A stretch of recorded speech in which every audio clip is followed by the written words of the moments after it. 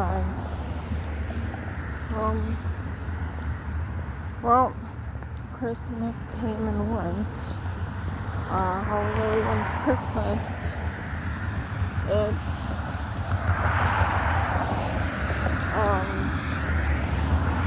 Mine was okay because I was able to see my kids.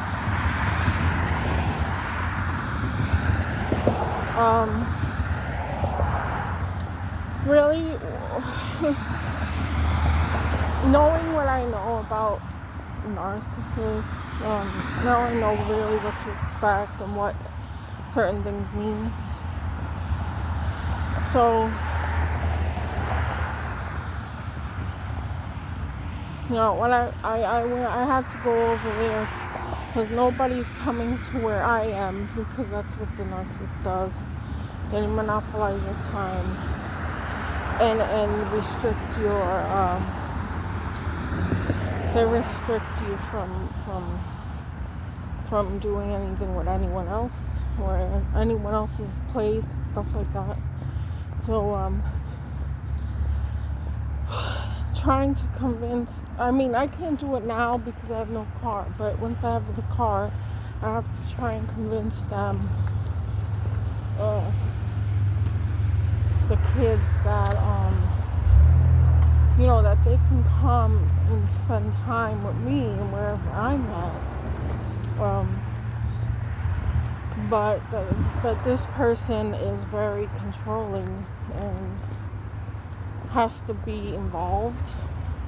So it'll be like, okay, because anytime I was doing something with them when my daughter had her car, he would interrupt with a phone conversation and have an argument with her on the phone. So, and then shortly after, she dropped me off. So that's interfering in the relationship because the narcissist does not want to be out of control, and if you're out of their sight for too long, that's how that works. Even grown adults. So if you're stuck, if you're attached to them in a way, you're going to be trapped in that restriction. So right now, that's what my kids are dealing with. So it's very tormenting and aggravating, agonizing, that's the word, agonizing to have to see this from afar and know how the situation is and who I'm dealing with, and trying to maneuver and calculate my steps and my words, watch what I say and do. So this is very, very, very tiring. It drains a lot of my energy mentally because I have to constantly calculate steps and stuff. So around the narcissist, to try and find a way to see my kids in the time being, because I don't have the court order yet. Now, and I don't want to upset him in any way that will cause him to completely ban me from talking to them. Even though my daughter is grown already, she's 19, but she's not understanding that she's free. But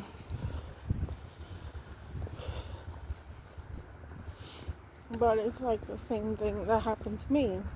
It happened to me where I felt safe only in the hands of the narcissist and under his guidance and conditions. So, I can't blame her. I can't blame her because she's my child. And I just see it going the same way that it went with me. I gave up a lot of my own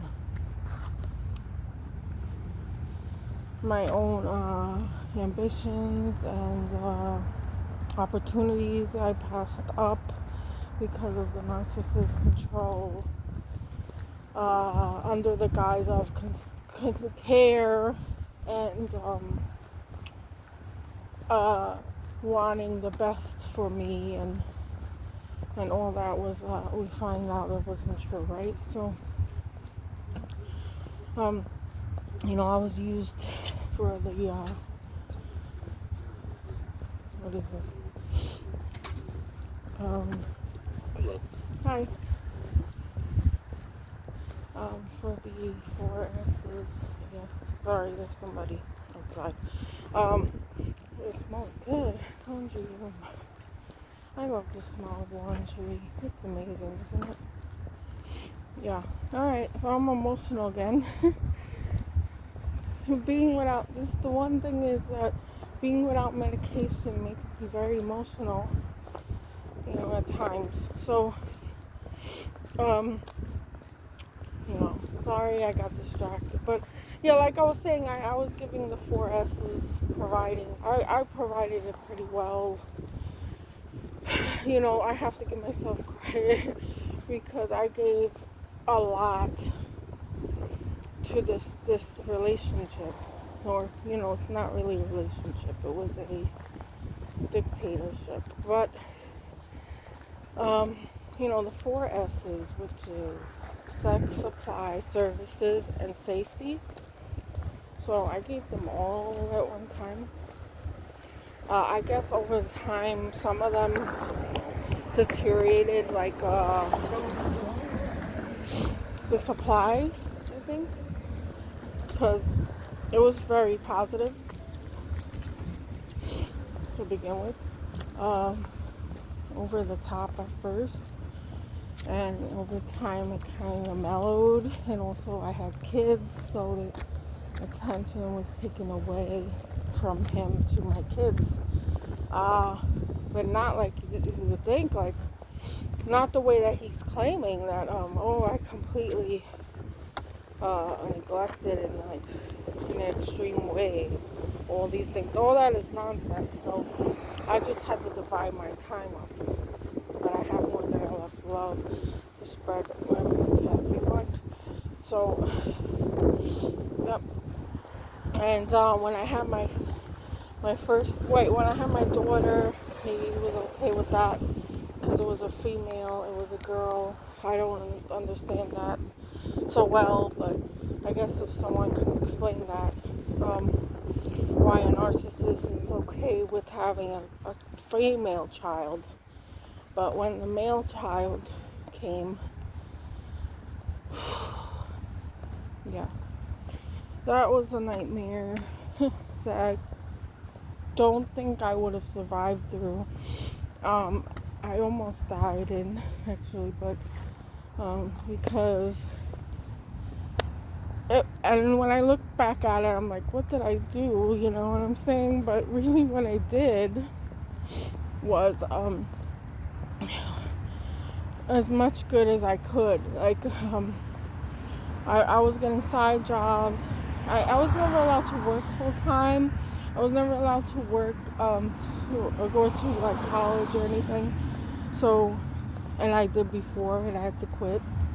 I went twice, one to university, and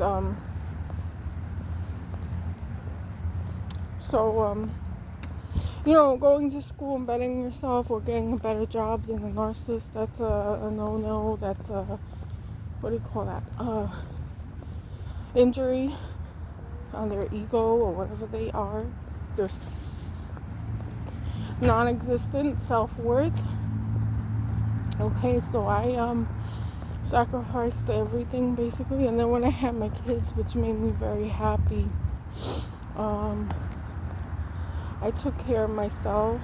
I was healthy, I was fit, even when I had 2 kids, and that makes the narcissist angry because I'm getting attention and all that. So, like, I'm not a person that likes attention. I like to be by myself. I'm an introverted person, so, getting hit for wearing a tank top when it's hot outside to go get the mail is not nice. We're called for, so that I did not put myself out there to be gawked at by anybody. But he was jealous of the security guard in our condo, so he would drive around a little golf cart because I lived in Florida, and he was always out there. He never did anything to me. He never said anything out of line. He never even really looked at me. So all that was part of the paranoia of him, of the narcissist or whatever. So I couldn't. It was horrible. And then I had my son, and because it was a boy, he was very upset over me having a boy. He knew that I wanted.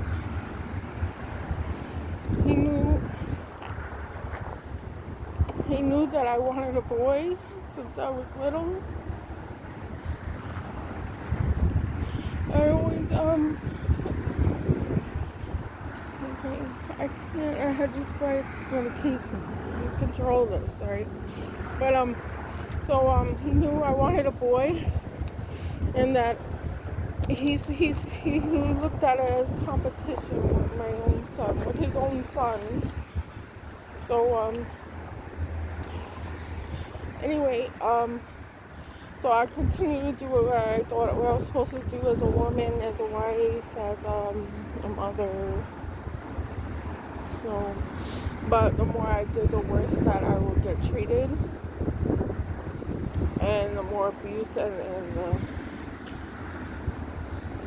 physical abuse and stuff like that, and death threats and things like that. So all that affected my mental health. So my mental health declined significantly, and I had some problems with that, but I went to the doctor and stuff, and then I got my diagnosis at the time as borderline, and had PTSD and some kind of mood disorder, unspecified, but not bipolar. I'm not bipolar. So that's a no-no in the narcissist world. If you have a mental problem, they deny that, and you better get on your ass. You better get your ass up and do what you gotta do. They don't care if you're sick, physically sick either. So, anytime I was physically sick, forget about it. I was treated like garbage.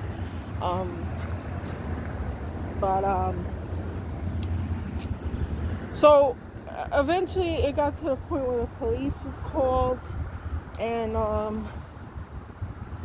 he went to jail. In Florida, they take domestic violence seriously, in the way that if someone calls, which wasn't me, my family called for me. I guess they were worried, and when the police showed up, they don't need me to file anything against him. They just take him if they see any evidence of abuse. And so they did. So they took pictures of my face, and they put him in jail. And I went and bailed him out because I had to. It was my husband, and he has to go to work. So I bailed him out, and he kept the behavior up. But and then the child services was called, because that's protocol, I guess, when they get abuse calls from the police. And then so the DCF, or child services, whatever you want to call them, different states, social services came and did a interview with my daughter, and she was about 7 years old at the time, and my son was a newborn, but not newborn, he was a few months old, maybe almost a year old, something like that. I don't know, but I have records of all this, the time period. But, you know, so they talked to her about it, and then they told me that I needed to prevent him from coming back and whatever. But I was working at the time, but I was afraid, so I didn't follow the orders of the police, which I should have. And the police officer was very, very concerned. One of them was concerned. He was like, you know that he's gonna kill you one day if you let this go on. And I was just like, I don't know. I need this person. You know, I love this person, and I feel like I did something wrong. That I have to fix what he told me to fix. And what I did was I did fix what he wanted me to fix. Like, I pushed through my mental health problems. I was more, at the time, the house was messy a lot of times because of that. But, you know, I just had a new baby. But, so, I pushed through it. But it was like having this huge, heavy boulder weight on your back, carrying it every day to try and keep doing tasks. And any tasks felt like a huge, now I can do so many things and not get tired and not get depressed as easily, because I don't have someone screaming at me and putting me down every day. I'm by myself, which is scary, but I'm lonely. But I'm able to perform because of I don't have that abuse anymore. But, so everything was very, very hard for me to do. Little things was hard for me to do. So he kept on me. It was hard. I gotta go in the store actually. I gotta cut this video short. But yeah, so I'm worried about. The reason I bring that up is because I'm worried about my daughter, because right now she's in a love bombing kind of phase with my husband. I can see it, you know, how she is very, not confident, it's a false confidence in yourself, you know, like kind of a little bit of a conceit, and you know, the narcissist gasses your head up. That's what they do. But I gotta go because I gotta go to the store. So yeah, I have to see her with that false confidence, and whenever I try to discuss important things for her life, like college, she shuts me down, and I don't know what to do. Like, this is hard. And to have no support or understanding of what's going on in my life, in the kids' lives, it's very hard to do alone. So I'm just asking for prayers and comments if you can encourage me to make the videos. Thank you for listening. Bye.